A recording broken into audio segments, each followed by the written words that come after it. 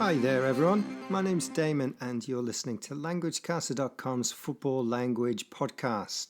This is the podcast for all lovers of the beautiful game football and for those interested in learning English too. I'm based in Tokyo, Japan, currently experiencing some hot, humid weather. Not a great mix. I hear it's pretty nice weather in London where Damian, the other member of the languagecaster team, is based. Lucky him. So it's hot weather here and the transfer market is hotting up too. I wonder what Damian thinks of James Maddison's move from Leicester to Tottenham. I'm pretty pleased that Liverpool, the team I support, have already signed Mac Allister from Brighton. But more recruitment needs to be done before next season. Okay, well, today's podcast and football phrase is not connected with transfers, and it's quite an unusual word used in football, but I think it's quite interesting and hope you do too. 您现在听的是 languagecaster.com。 Yes, you are listening to Languagecaster, and that message was in Chinese. Right now, today's football language focuses on the word nosebleed. Yes, that's right, nose plus bleed, when blood suddenly starts coming out of your nose.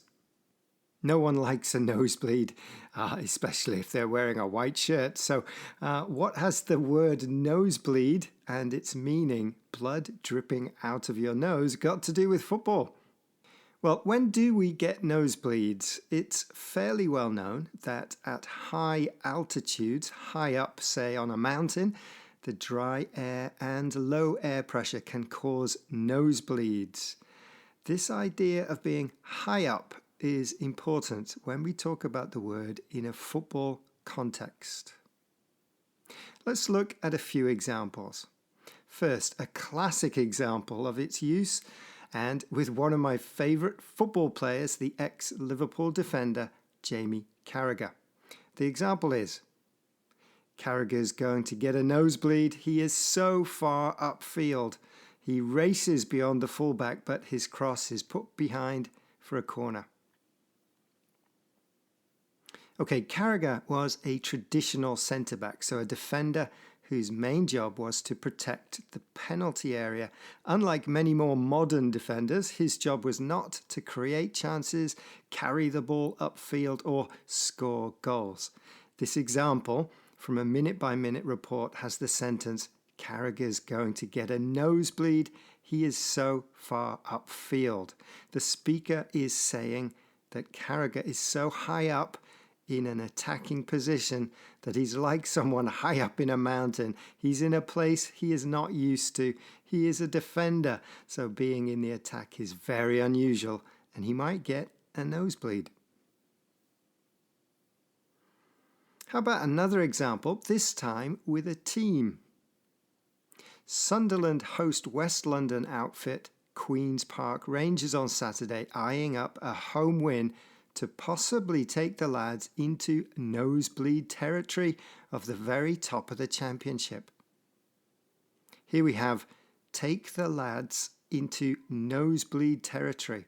The lads means the team, Sunderland, and if they win the game, they may be at the top of the league. Again, nosebleed is used with the idea of being high up, this time in a high position in the league. Being there may make the team nervous as they are close to promotion or the championship. Being nervous and being high up may give you a nosebleed.